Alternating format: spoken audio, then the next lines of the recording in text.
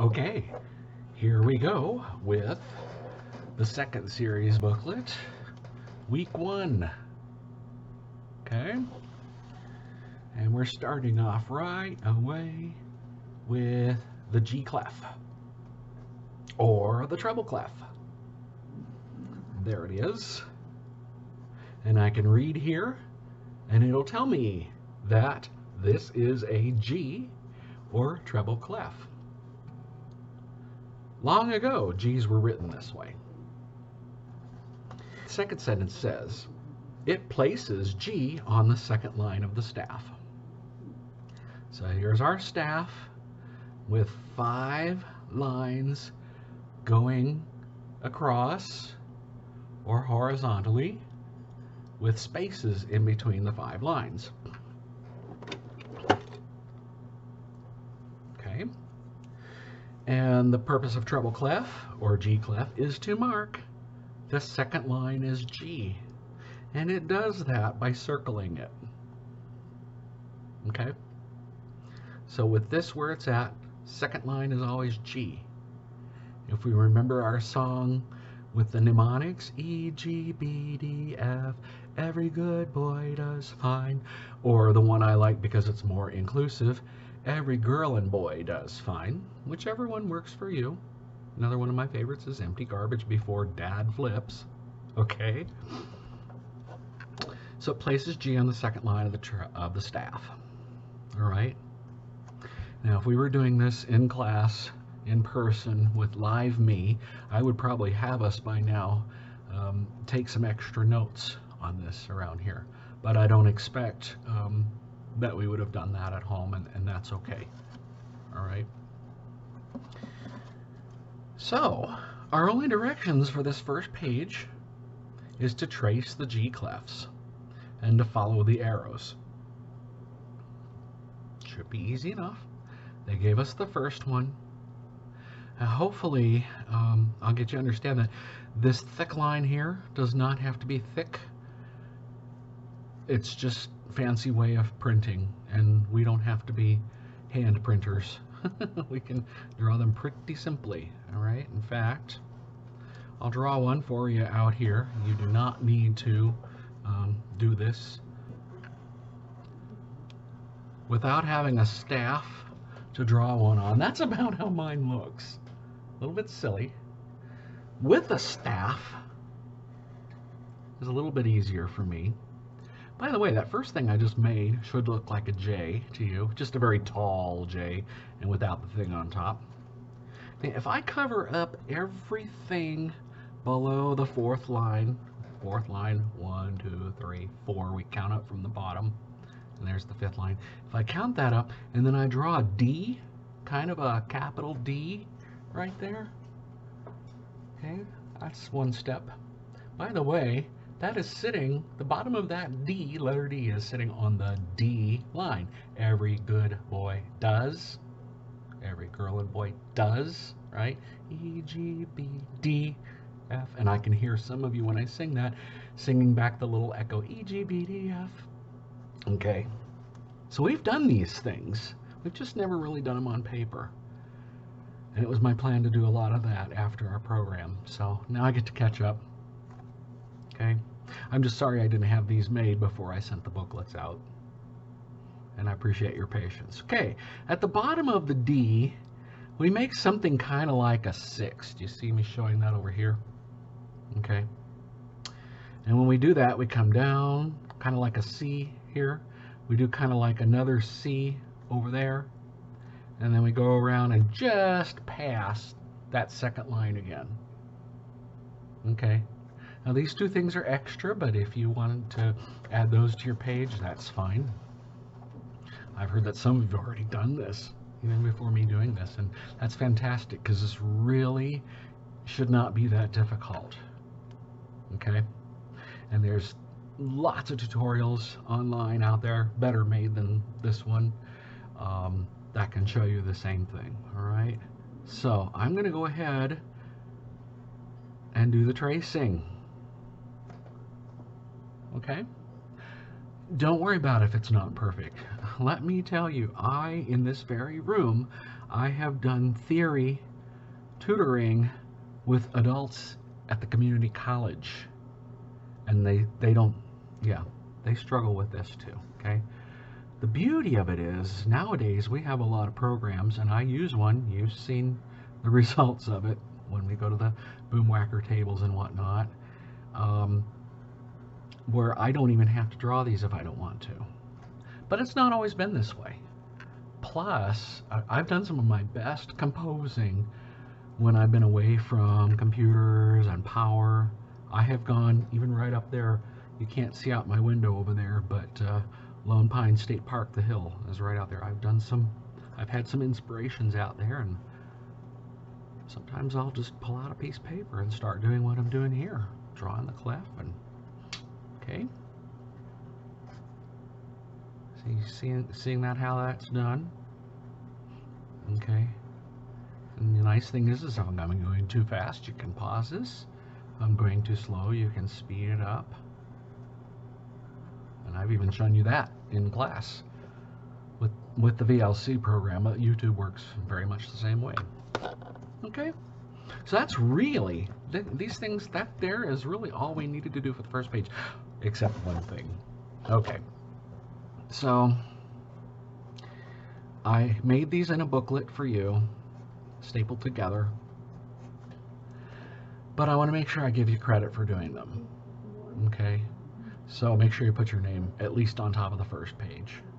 Okay, so we go now to the next page. Ironically, we were able to use page 2 out of the book that I got these out of. And it says this is a flat. Well, it looks like a lowercase b, but in music, this would be something that will lower the pitch of a note 1/2 step. Now, of course, I know that, but I also just read you the second line here. It lowers the pitch of a note 1/2 step. That's what a flat does. Okay, lowers. I tell many of my classes, think of going along on the highway and suddenly your car gets a flat tire, and what's it going to do? It's going to ride lower and lower and lower, right? So the flat tire is for lower. We'll talk about the opposite of this in a minute, all right? So flat. Now, sometimes, I'll go ahead and do this now, but sometimes I'll have you write a down arrow. This is optional for now. Down 1/2 step. That's a fraction for half. And of course, if you don't draw your fractions like that, but maybe instead like this, or maybe you've not done fractions yet, well, you're getting a little bit of extra math. Okay. Trace these flats. Follow the arrows, okay? So they think that drawing a vertical up and down line is a good first step. I agree. And then 1/2 a heart. Wish I remember who does that. There's a song about 1/2 a heart. Anyway, but that's what I think of. You know, in fact, this is optional. Let's see, there's the other 1/2 of the heart, or the Valentine, if you like to think of it like that, maybe. Okay. Because the hearts inside our bodies are certainly not really shaped like that. Not too far off either. Okay. So as I'm chattering away, I'm tracing rather, the flats that lower the pitch of our note 1/2 step. A flat, B flat. Generally, we don't use C flat a whole lot because C flat would be B. There's no black key on the keyboard there. D flat, E flat, F flat, same thing. There's no black key there. It would be E if you had it F flat. And G flat. All right? So that, by the way, 2 pages is what in a normal year I would do in a week. All right? I was planning on doing at least 2 each day. But when you're here at home, if you do 1 a week, that's okay. All right? Just wanted to make sure I did my part as a teacher. Now this would be your 3rd page. We of course know that staples don't always hold things together the way they should. So, and some of you, I may have even told this story, but when I was, especially in 1st grade, I wanted to write my name We had those spiral notebooks. You might have them too. I wanted to write my name on every paper, and my teacher didn't like that. Me now, it's not a big deal. Okay, but do make sure your name's somewhere so I can give you credit. Okay. This is a sharp. Okay. It's got 8 sharp edges if you want to think of it like that. Right? Now you're thinking, okay, that's also a hashtag. It's also the pound sign. It's also tic-tac-toe, right? But in music, we call it a sharp. Okay? And a sharp does the opposite of a flat. Right here it says a sharp raises the pitch of a note 1/2 step. All right, so if I wanted to draw a visual to help remember that, up arrow, and then the fraction for 1/2. Or again, if you do your fractions that way. Okay? A sharp raises the pitch of a note 1/2 step. And some of you are good readers. You've probably already gone on and done the bottom of this because it's really simple. Trace the sharps. They did the first part, but they didn't do the diagonal or the almost horizontal lines. They did the vertical ones on that first one. Now the rest, okay. You know, if you're doing this with something other than pencil, wonderful. I actually thought about getting my markers out. I might for another tutorial with you guys. I'm also hoping to play some background music, but I don't want to do it too much if it's distracting. Oftentimes, if I give you work time, I'd have us go over songs that we're doing, like the folk songs we were going to do for the program. I'm really missing not being able to see and hear you guys. Okay, so there's 7 sharp signs. A sharp, B sharp is going to be C because there's no black key there. C sharp exists, D sharp exists. E sharp again technically would be F. There's no black key between E and F. F sharp exists, G sharp exists. Okay, and we've seen these sharp and flat signs on the boomwhackers at the tables too. And on the hand chime, so again, this should not be anything too unfamiliar. All right.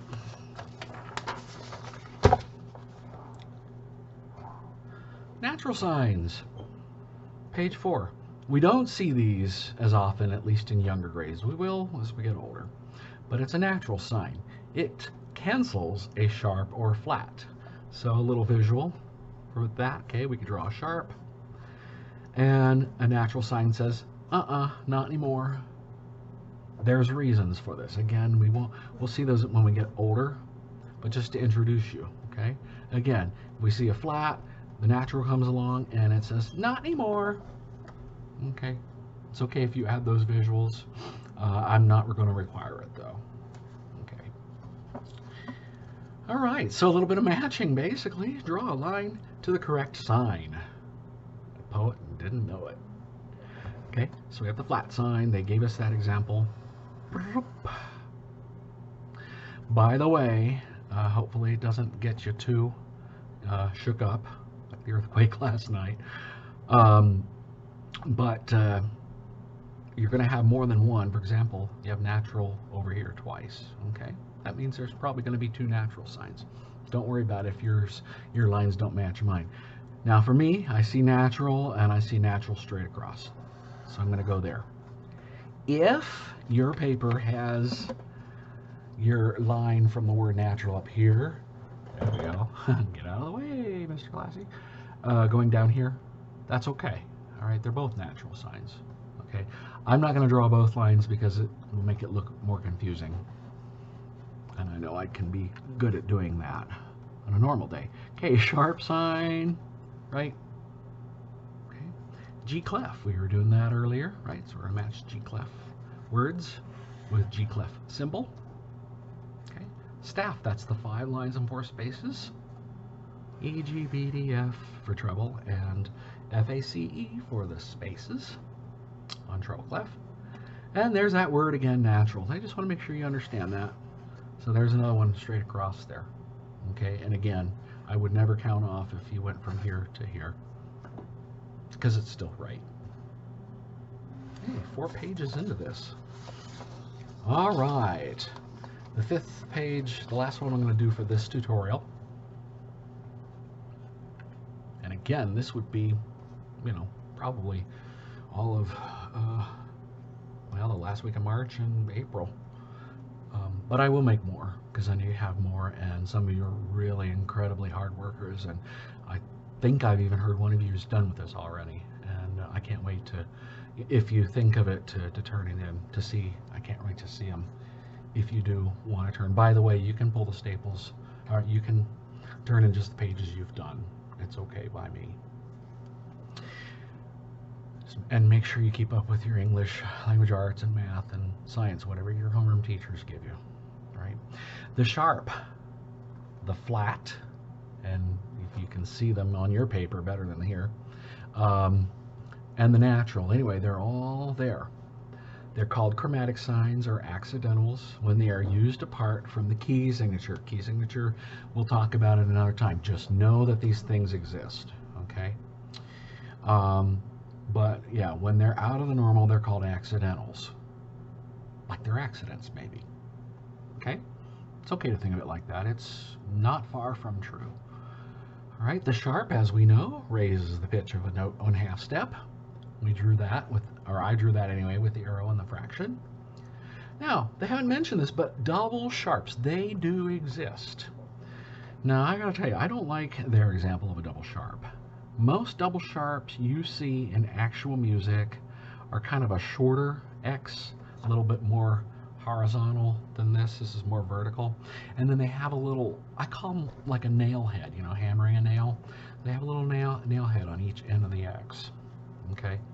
So if you do that, or if you want to stick with a simple X, I'm okay with that. But sometimes we'll see these in music and we'll go, oh, that's what he was talking about, right? Raises the pitch of a note a whole step, okay?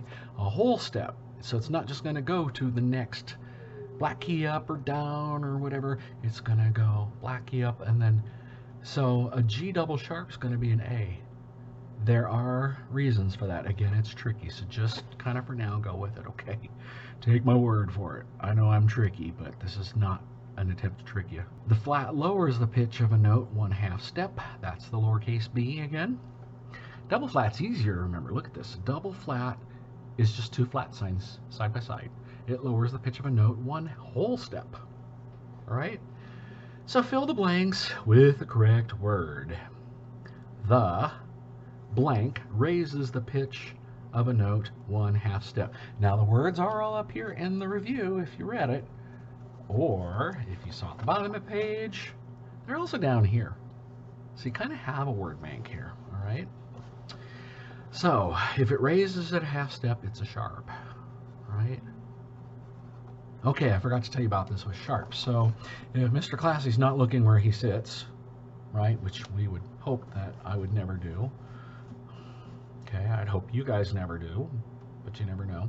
The sharp raises a pitch. If I were to sit on this chair and forget that I left something sharp sitting on it, what would happen to me as soon as I felt that sharp thing? Boing! I'd be way up, right? So the sharp raises it, raises Mr. Klassy out of the chair. It's okay to laugh at that, all right? I mean, I do it on purpose. I have former students in their 30s who remember this explanation. The blank lowers the pitch of a note 1/2 step. That's the flat, the lowercase b looking thing, okay? Number 3, the blank raises the pitch 1 whole step. So they give you a hint here with 2 blanks, and it's a whole step, so it's going to be a double. And if it raises, it's the sharp. Remember, the flat is like the flat tire when you're going down the highway. Your car is going to start riding low, okay? Or truck or whatever you're riding, okay? Number 4, the blank lowers the pitch 1 whole step. The double flat. A blank cancels a sharp or a flat. A natural. In fact, oftentimes the natural is called a natural sign, and it just returns things to normal. A flat before might now become a natural, a regular old A. Okay. Draw the correct chromatics. Oh, drawing. Okay, we've done some of that already, right? We drew a flat, the lowercase b, with kind of a flat edge over here.